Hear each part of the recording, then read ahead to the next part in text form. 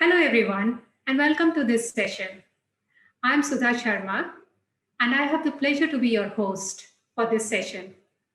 As a brief introduction about myself, I'm a Heartfulness certified meditation trainer, and I also work as an IT data architect at Gemini. I would like to start today's session with my gratitude to Consul General Raj Kumar from Melbourne Consulate General of India and Australia India Institute to give us the opportunity to talk about the spiritual tradition of meditation and its relevance in today's time. For today's session, I'm accompanied with my colleague Abhijit Gupta and John Smith. We are part of a larger Heartfulness team. We conduct programs for community well-being for corporates and community aspirants. Today's session, we will run in two parts. We will start with my colleague Abhijit Gupta, start sharing his thoughts on today's topic. Abhijit's qualification includes MA, BSc, BEd, LTCL London, and he is certified meditation trainer for Heartfulness. In his day job, he is a higher secondary school teacher at Australia International Academy. He has traveled across various countries as part of his work life. His interaction with various age groups and exposure to various cultures during his work life has progressively enriched his knowledge and experience of the subjects which are closest to his heart, spirituality being one at the top of his list. After the overview of today's topic, our colleague John Smith will take us through guided meditation experience session. This experience session is designed to help settle the energy and deepen the meditation experience as we go through the heartfulness techniques of guided relaxation and meditation. This simple and effective technique does not require any pre-qualification or any intellectual knowledge. It has been very well received across the globe by aspirants of different walks of life. We would like to hear your experience at the end of this session. For now, let's hear Abhijit addressing the key question in today's rapidly changing time, the relevance of Indian spiritual tradition in the modern day. So over to Abhijit. Welcome everybody to this presentation. And like I said, meditation, comes from a Sanskrit word which means mudita, which is also transcribed as a smiling face. And you can see the smiling faces. Of course, the guy in the middle seems to have a rictus, but doesn't matter. You see the other two smiling faces and realize how good meditation might be for you. Anyway, so today's topic, I will try to demonstrate. First of all, we'll just define spirituality as a study and practice of all endeavors to evolve our consciousness to a subtler and more refined level in order to maximize our human potential. So this presentation will be aiming to show the rationale for the practice of heartfulness meditation in today's world. And then it'll be followed by a practical demonstration of meditation, which will be led by John. So I will try to sort of transit over from what we have faced today, which is the end of the COVID lockdown in Melbourne, and the world is still grappling with these things. But it's not the first time that this has happened. And before I begin, I'd like to just quote from a poem by Arthur Shaughnessy. It's called the Ode, and it begins with that: we are the movers and shakers, we are the dreamers of dreams. So the quote begins with the middle paragraphs: we, in the ages lying, in the buried past of the earth, built Nineveh with our sighing, and Babel itself with our mirth, and overthrew them with prophesying, to the old of the new world's worth. For each age is a dream that is dying, or one that is coming to birth. A breath of our inspiration is the life of each generation, a wondrous thing of our dreaming, unearthly, impossible seeming. The soldier, the king, and the peasant are working together in one, till our dream shall become their present, and their work in the world be done. They had no vision amazing of the goodly house they are raising.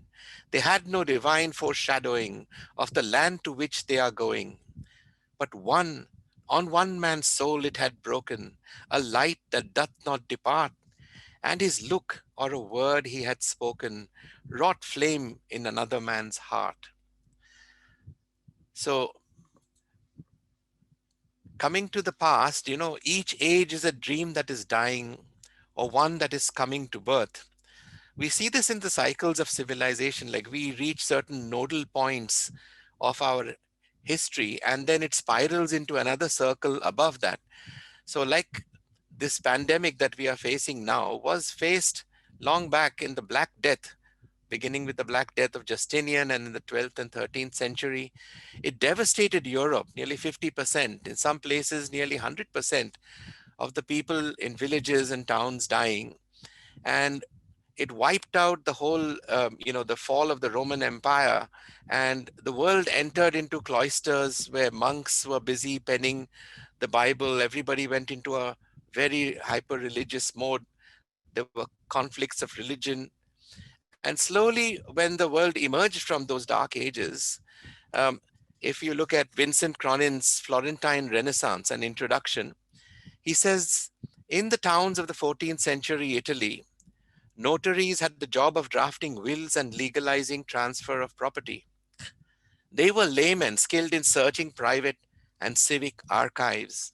And in the course of such investigations, they occasionally stumbled on dusty scrolls of faded parchment, written usually in Latin, sometimes in Greek, covering subjects from astronomy and weather patterns to the use of horses in the making of wine, from methods of education to the layout of a country villa. There were literary works like love poetry, satire, epigrams, and much history. They afforded a broad picture of pagan Roman life and interests under the Caesars. And this became the basis of the new age, the European Renaissance. Of course, the Renaissance artists, besides looking at the forms of the Roman sculptors, gave it character, like the statue of David, which was made famous during the Renaissance. So each age kind of comes to a pivotal moment like these. We talked about the post 9/11 world, we will talk about it in the future as the post COVID world, and how things change completely from one age to the other. The entire structure changes. Now, Alvin Toffler was a futurologist, and in an in years gone by, he wrote about the three waves of civilization. So he talked about certain revolutionary waves that came across, that we have come across in our progress. The agricultural revolution was the first wave. This was, basically the physical necessities of existence and moving from mere subsistence farming into something more organized. The second wave was the industrial revolution. So it was still to do with material progress and, a higher standard of living, a little bit of growth of leisure.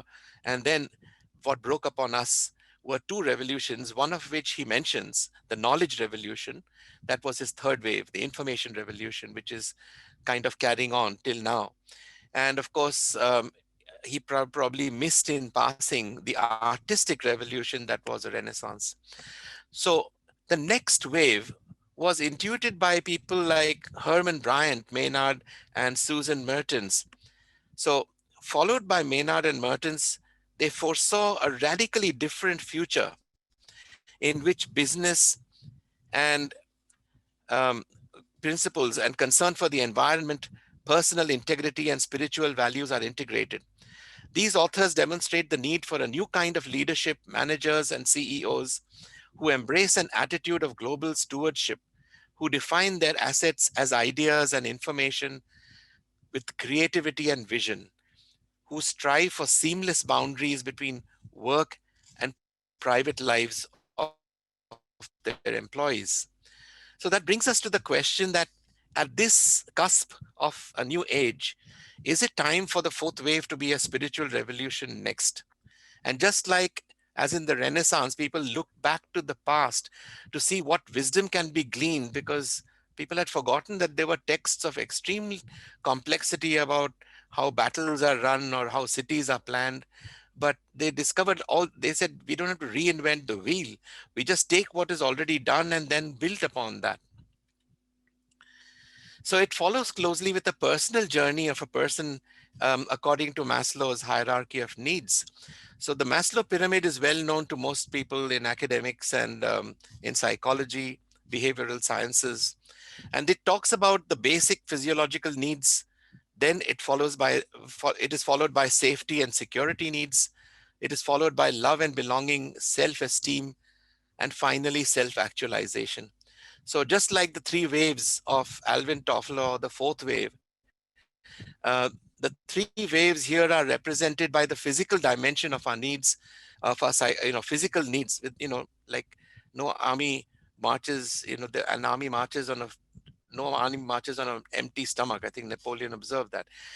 So we begin with the physical needs, and then there are more emotional needs that need to be satisfied. There are mental needs or intellectual needs.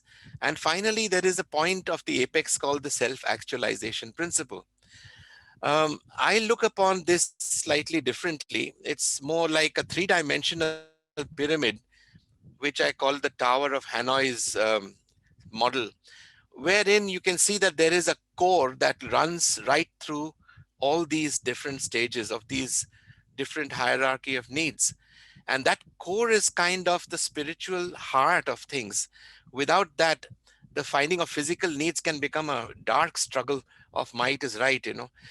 Intellectual needs can go into something like researching how to hack into things, or knowledge without an ethical conscience can be very destructive. uh, Fulfilling love needs and needs for intimacy can also be done violently. So you see, there is a way in which this is all tied together with the self-actualizing principle that sort of holds this pyramid in place. Now we come closer to what contribution can the Indian spiritual tradition give towards this renaissance that might be in the making. So if you look at one of the clues that is hidden in iconography, if you look at some of the icons, which are treasures of Western civilization, apparently when the Russian Revolution took place and the peasants were running away, if they could carry nothing else, they carried the icon which was on the wall, because monks had to meditate, fast, pray, read the scripture, and then make these icons. And the last thing they put in the icons were the eyes. And it was the eyes which were supposed to draw you into the spiritual realm and into a meditative state, which is where your safety, your security, your courage, your enthusiasm, in the face of despair was born. Whereas in the Eastern tradition, most of the iconography that you see is basically with,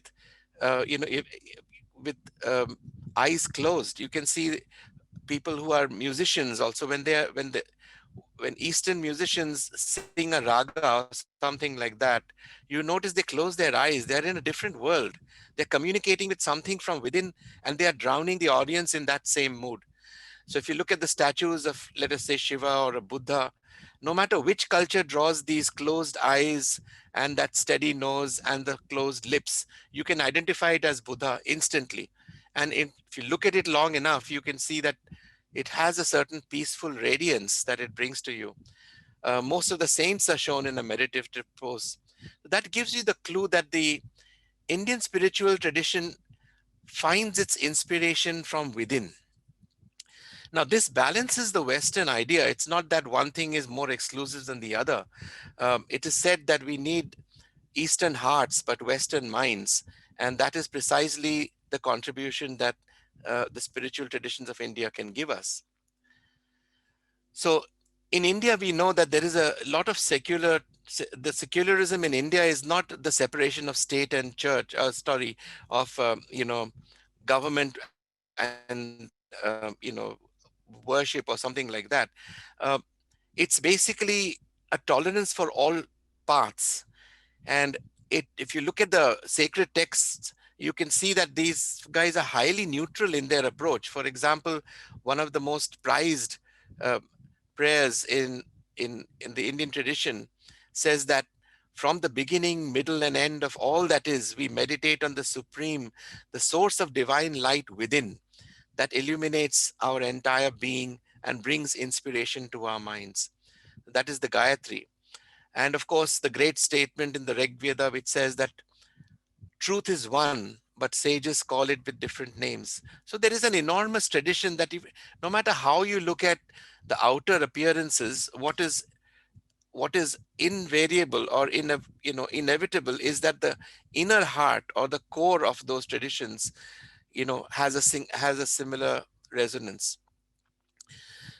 Further clues come in the texts like the Bhagavad Gita, where the Lord is sort of proclaiming, it's like his words to Arjuna, a disciple on the battlefield. He says, I am seated in the heart of all beings. From me comes remembrance, knowledge, and forgetfulness. By all the Vedas, that is all branches of knowledge, I am to be known. Indeed, I am the progenitor and knower of all that is. So this kind of says that there is a spring within our hearts that is, the source of all that we need, the inspiration that we need, the wisdom that we need, the guide that we need to go forth if we are to, break new grounds in any field of knowledge. It is he who is, it is this light within that guides us. One of the most prominent sutras that, or the discourses of the Buddha, is called the Heart Sutra, Anhad Sutra, or the Anhad Sutta, according to the Hinayan. Now, Eckhart Tolle says the Heart Sutra, one of the signature verses is that form is emptiness and emptiness is form. This is one of the best known of the ancient Buddhist texts. Now, mistakenly, people think, or those who are not familiar with the spiritual tradition, take it like that these guys are meditating on emptiness, but it is the emptiness. It's not empty. The emptiness is like a dynamic state in which, if you empty your preconceived notions, your prejudices, things like that, you'll come across a state where there'll be a bubbling fountain of inspiration that tells you what is fresh knowledge or what is a fresh direction to seek. So Bruce Lee kind of took this from this well-known tradition of the empty cup. Empty your cup so that it may be filled. Persian mystics like Rumi, he's a Persian mystic of Islam. He also says the same thing. There is a fountain deep inside you, so don't walk around with an empty bucket. So again, this inward turning of, turning towards the inner eye, pardon the pun. And there is a verse from Shiraz, also a Sufi mystic. O thou thirsty for divine intoxication, empty thy heart for the purpose, for the head of the bottle of wine pours down only over an empty cup.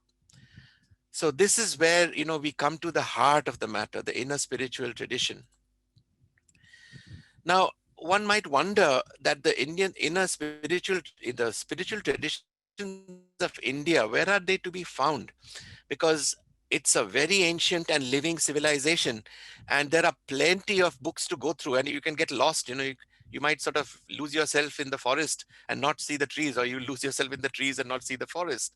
For example, there are the texts of the Vedas, there are the Tantras, which are like practical things to do. There are the darshanas, or the philosophical schools of thoughts. Then there is the Upanishads. There are the texts of the epical texts from which a lot of the parables of Indian civilization come. There is the Bhagavad Gita. There are lots of other subdivisional works that, and many seers who have expounded upon the ritual and the practice and the theory and the dogma. But what united all this with a thread, like a common thread, or like a necklace that binds several colored jewels on it, the unifying thread was supplied by a sage called Patanjali. He was kind of a compiler of the texts on what were known as the Yoga Sutras. This combined a lot of the essence of spiritual practice. And when we come to uh, the spiritual practices of Patanjali, we realize that we are touching the threshold of something which can have a modern implication. Now, researching on their own, I'd like to sort of direct your attention to the Heart Math Institute. They have a website in which they have exhaustively studied what the heart can do to even things like food. Heart vibrations can create nervous system chaos. The magnetic field of the heart can be measured. In fact, in the fetal development, the heart forms and starts beating before the brain develops. And it has a very, the circulatory system of the heart shows that there are more signals sent from the heart to the brain than the other way around. Um, and of course, the qualities of, intuition and connection with others, inspiration, and the ability to determination to overcome obstacles, all that resides from the heart quality. So they measured that the radiant field of the heart is 100,000 times stronger and 5,000 times more powerful than the magnetic properties of the brain. And of course, the fact that our thoughts and emotions affect the magnetic field of others around us and even our environment. Like, for example, if you put forward positive thoughts, you can actually make even plants grow better.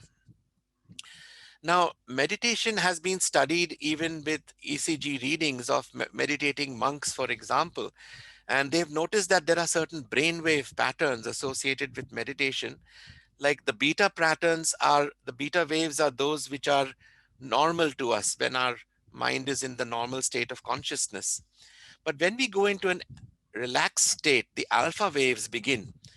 It gives you a sense of well-being, of a lightness, and increased in serotonin production, which is the happiness chemical. Theta waves come even deeper. We are normally acquainted with them in deep sleep, like the rapid eye movement, REM sleep, but it's also associated with meditation. In meditation, within a few minutes, you can go into the state of theta vibrations. And from that supreme state of complete relaxation, which is called the samadhi condition, you reach the core of the being of, which sort of exercises a kind of restorative effect upon the normal thinking patterns, and removes stresses, and gives us far deeper insight into matters than we would otherwise have. The delta waves are the deepest of all. They are present during dreamless sleep. Um, Hormones such as proactin and the human growth hormones, which are responsible for aging, are or controlling that, are released. And this is the deepest phase of sleep or meditation. Now, we've noticed that many you know uh, branches of knowledge have started out with sort of secularizing old traditions. For example, when we learn yoga, we talk about the physical activities, not realizing that yoga is part of a traditional eight-limbed approach, which begins with ethical rules of do's and don'ts. It begins with breathing. It continues with sitting in a steady position. Then it goes into drawing the mind inwards and meditation and things like that. So basically, reaching a balanced state. These are the eight limbs of yoga, but we've taken it out and only take the practical aspect of it. Similarly, mindfulness was born of the spiritual traditions of Vipassana and Buddhist meditation. And it sort of remodeled this approach to suit the modern day world. And now it's a thriving global phenomenon, which has really nothing to do um, with Buddhism, but it's sort of gone beyond it. Tai Chi, the same way, it has roots in Taoism, but and the movement of Chi, but people practice it just for health reasons, not realizing that there are many underlying layers of deep tradition that backs it up. But we can't really go back to the old days of you know you know extreme long periods of gestation before we begin meditation, like in the yoga tradition, for example. It is the seventh or the sixth state that we have to reach after years of practice. That's not really practical. So heartfulness meditation is one such remodeled method of Raja Yoga, which is basically a method of meditation. It uses spiritual transmission. And if you want to define the meditative state, it is basically a state wherein the mind is, between the states of focus and not being focused, between effort and effortlessness. If you divide these extreme states of mind into the four quadrants of the resultant effect. So you might say that if it is focused effort, then you're in a state of concentration. If you're making a lot of effort but you remain unfocused, it leads to frustration. If you remain unfocused and the effortlessness of your focus remains, you're just daydreaming. But focused mind in an effortless way, so an effortless focus, that state is called meditation. Now, the heartfulness way is basically to do with this state, because you can improve the mind, you can improve the body to a certain extent. The limitless potentiality of improvement lies in the spiritual realm or the heart realm. And that is where we focus in heartfulness to complement all the other disciplines that we have spoken about. Now, why do these thoughts and inspirations come in to the quiet mind? So it's akin to sowing a seed in the earth. The seed sort of uncovers itself, unveils itself, because it feels secure and warm and protected in the bowels of the earth. And then it feels free to blossom and bloom and come up and come up for air. So do ideas have a chance to blossom as from the seed state in as inspirations. If you go through Arthur Koestler's stages of creativity, you know that there is an incubation stage in which the ideas are being hatched in the deep subconscious mind, and then they burst forth as a kind of flash of insight or a flash of inspiration.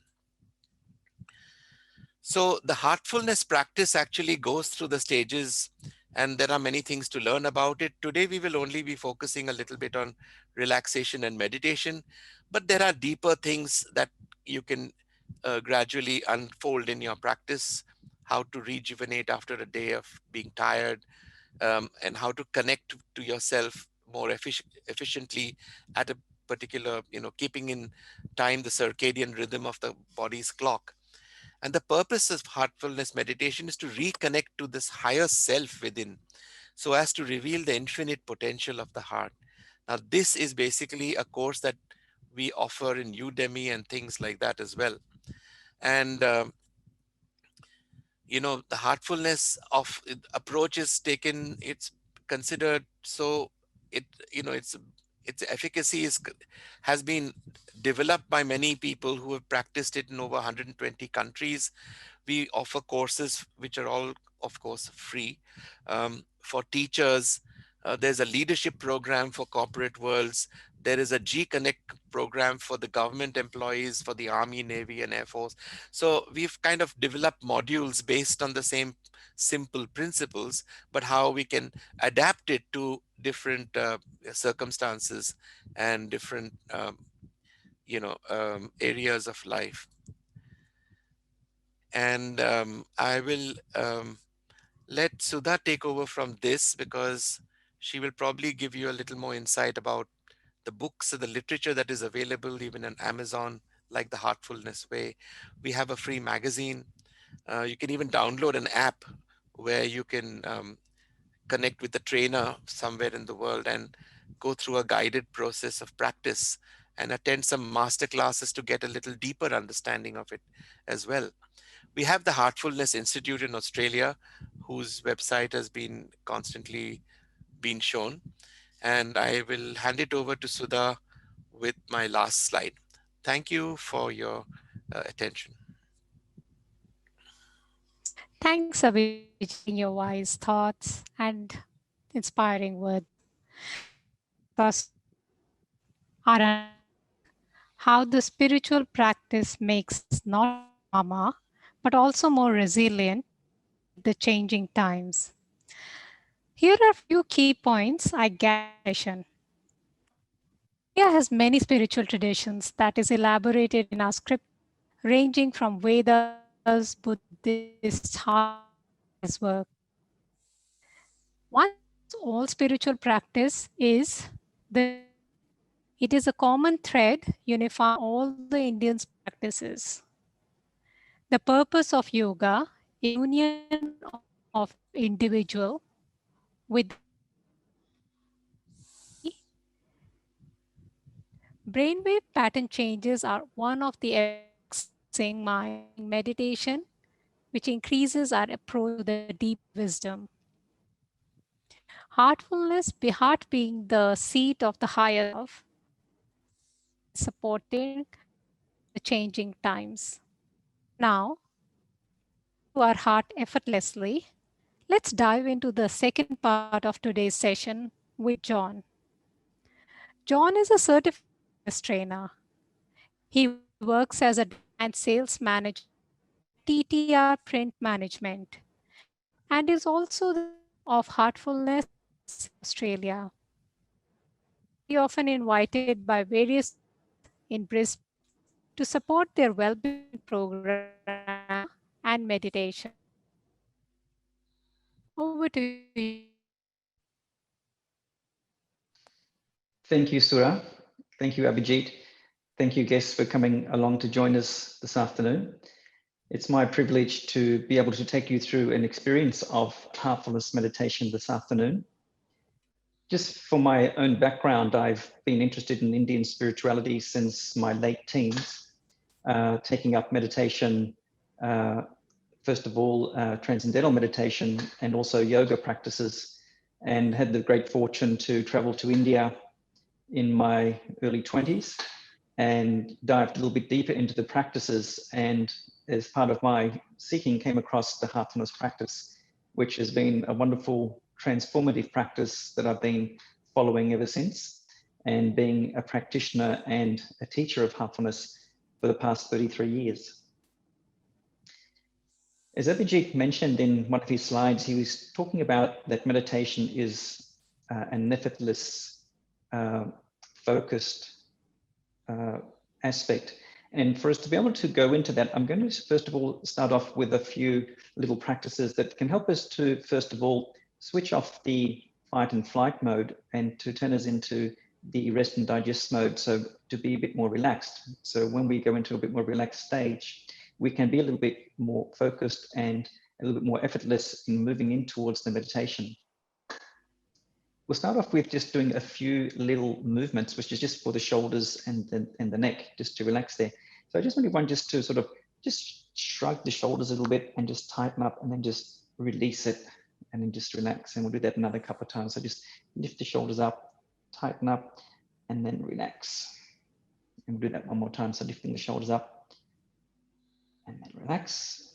And we're just going to relax the face a little bit, and we're going to just like screw the face up a little bit. So just screw the face up a little bit and then relax. And we'll do that one more time, just screwing the face up and then relax. And then we're going to do the arms, the feet and the hands, and just squeeze the hands and the feet and then relax. And one more time, just squeezing the hands and feet and then relax. Okay, so that's going to help us feel like we're a little bit more present in the body, and also able to relax a little bit of any tension that we might have picked up from the day so far. Our next practice will be a couple of little breathing exercises, which will help us again to switch into that rest and digest mode. And the first one is just to bring your awareness into your belly. So as we inhale, just inhale into your belly through the nose, and then exhale out from the belly through the nose. And let's just do 5 simple rounds of breathing into the belly nice and slowly and exhaling slowly. So breathe in and exhale easily, slowly breathe out. And we'll start to find the nervous system starting to relax. So breathe in, exhale, slowly breathe out. One more time, nice deep long inhalation here. Exhale and relax. Bring the hands into a nice relaxed position onto the laps. We're going to take a long deep inhalation. As we inhale this time, we're going to gently close the eyes. So as we inhale, just gently close the eyes as we inhale in. Exhale, relax. Just become aware of your body within the chair, in the space of the chair, noticing where we might be pressing against the chair. Just coming to that feeling tone of the body itself. Maybe noticing any coolness around the body at some parts. And then just come into your breath. Notice the inhalation and the exhalation. Maybe noticing the coolness of the air as we breathe in through the nasal passage and the warmth of the air as we breathe out. Let's just observe that for a few breaths. As we gently keep the eyes closed and we start to turn on into that rest and digest mode to help us prepare for meditation.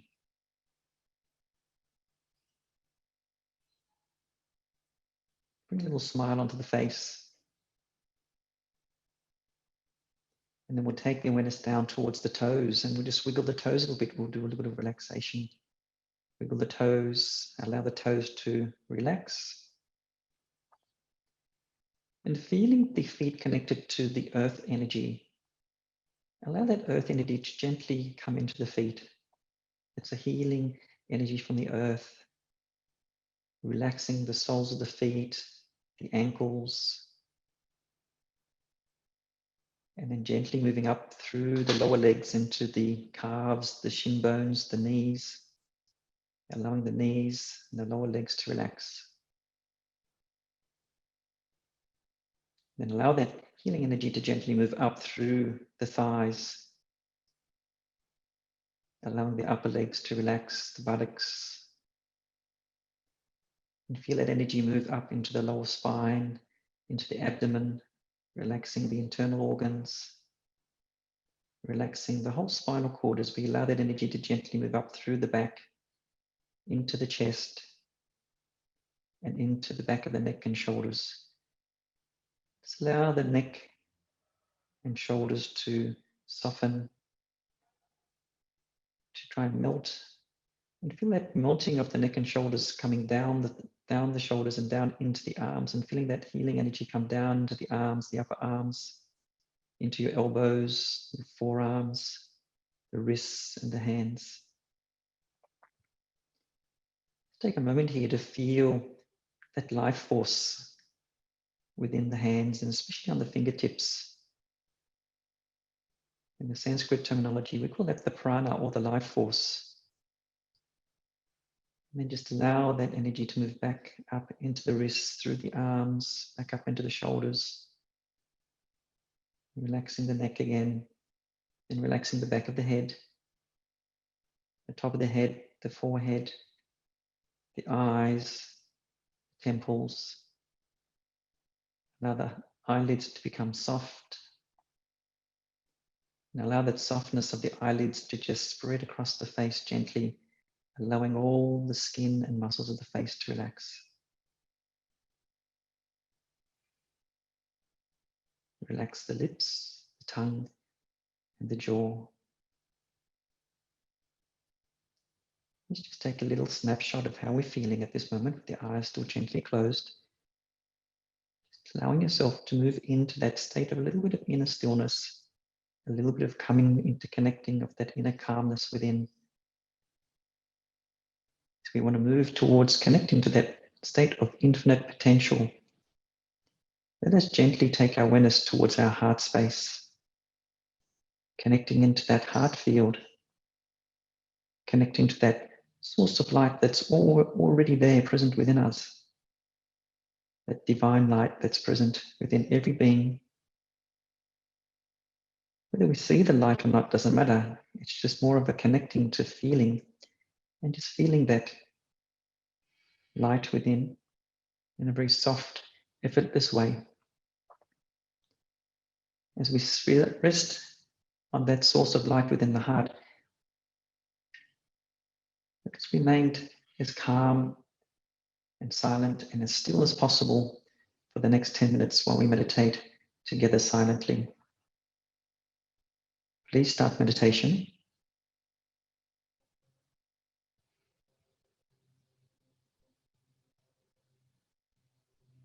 Just allowing yourself to gently settle into that heart, into that feeling of those noble qualities, courage, of love, of kindness.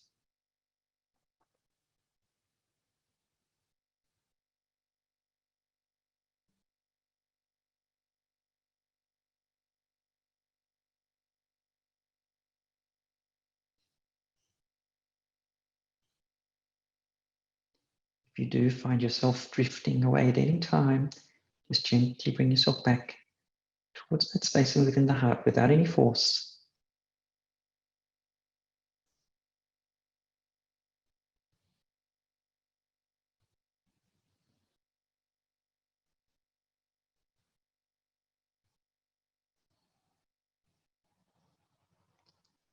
Just remain open to receive and experience whatever may come up without any judgment or without any expectation.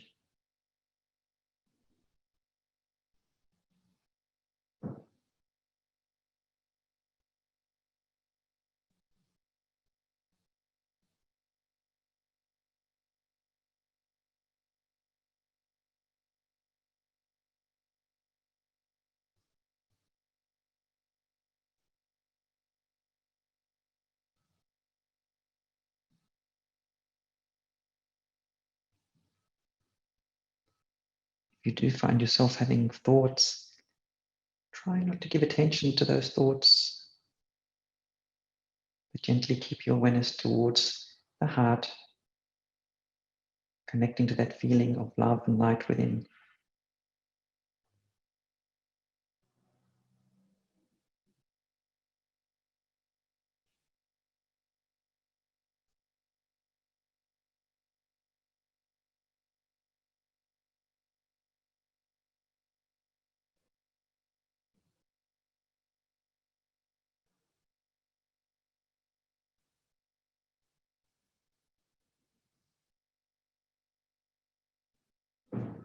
You may find yourself falling into a slightly deeper, more relaxed state, which is quite okay. That's part of our aim. Just become aware, observe the feelings that come up and the change in consciousness as we shift into a deeper level of the waves of the brain and the mind.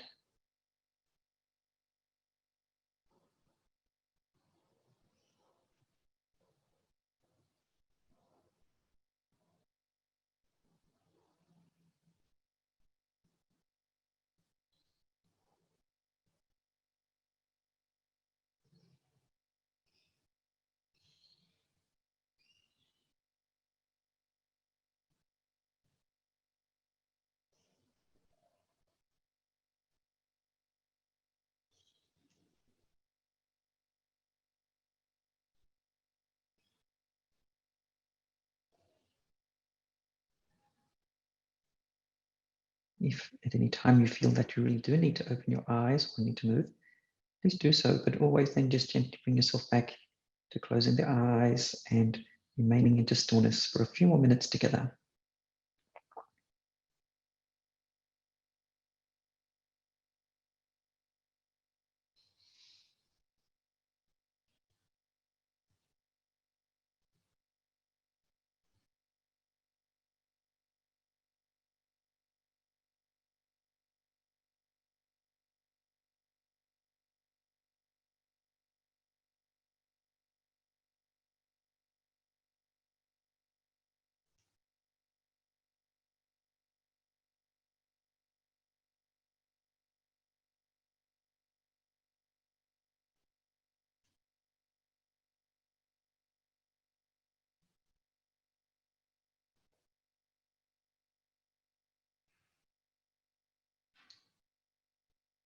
Remembering just to bring yourself back towards your heart if you drift away, connecting to that light within.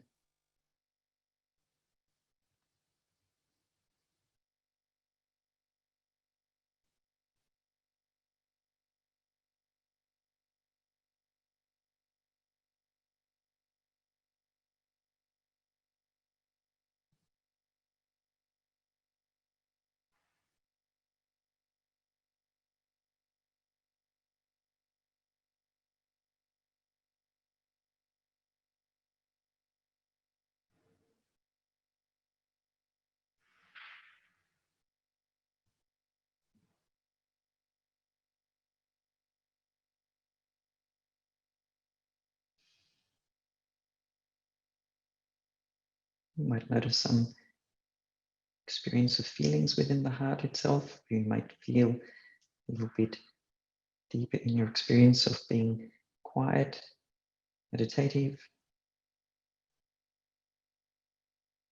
Now just bring the awareness back towards the breath once again, with the eyes gently closed. We'll just take a moment to pause and to feel and acknowledge any change that we might have noticed since we did this little practice of experience of heartfulness meditation. How do you feel physically in the body? Do you notice a change? How do you feel mentally? Do you feel that you're feeling a bit lighter? Maybe less noise within the thoughts itself and a little bit quieter? And then connecting emotionally, how do you feel emotionally within inside yourself? Do you feel safe and in a state of balance?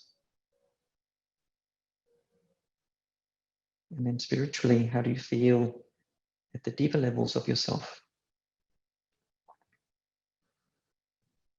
And as we take this moment just to observe these changes and feelings, let us allow these to imbibe a little deeper, so that we open up these new channels of feeling and awareness and allow them to remain permanent for ourselves. So that when we finish this session today, we will feel a state of renewal, a state of energy and new vitality within inside ourselves. And we'll finish off with a little breathing of awareness. So as we inhale through the nose, let us inhale what feels good for us. And as we exhale, let's breathe out what's good for everything and everybody else around us. So breathe in what feels good for me. Breathing out what feels good for everything and everybody around me. Let us breathe in love. Let us exhale and share that love with everyone around us. Inhale love. Exhale, sharing that love with the whole planet.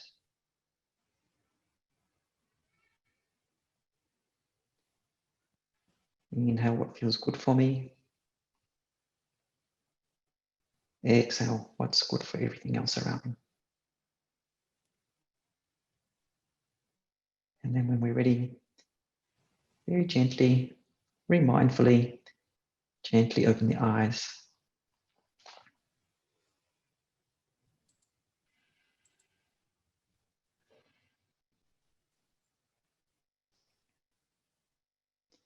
Thank you, everyone. I hope you enjoyed our little experience of heartfulness, relaxation, and meditation. And I'll pass you back to Sudha to give you some more details in heartfulness around the world. Thank you, Sudha. Wow, that was really very relaxing. It's the feeling within.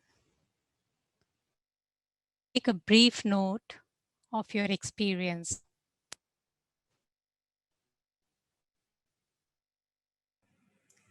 If you do not have anything handy, simply make a mental note of your experience.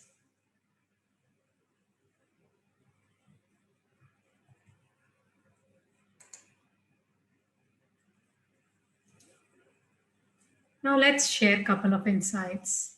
How heartfulness anchors as an organization.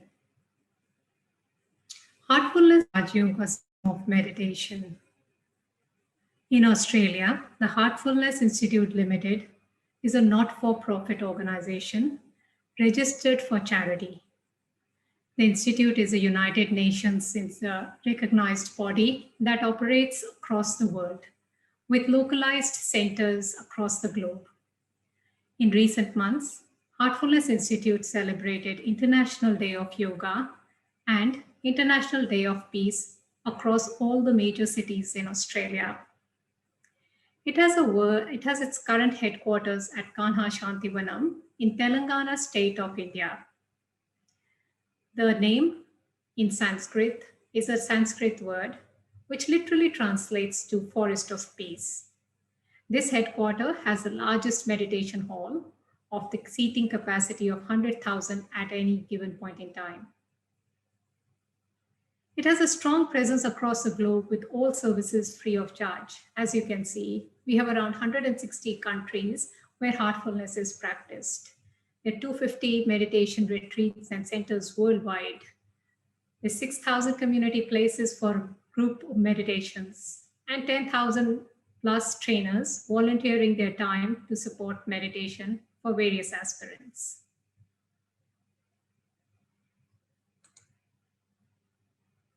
So if you enjoyed this meditation experience today and would like to experience it in your own time at home, then feel free to download our free app.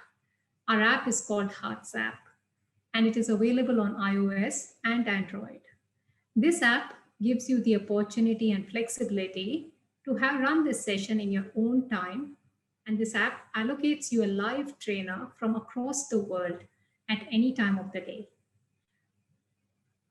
Alternatively, you can also join our virtual sessions, which we organize every weekend from Friday, Saturday, Sunday.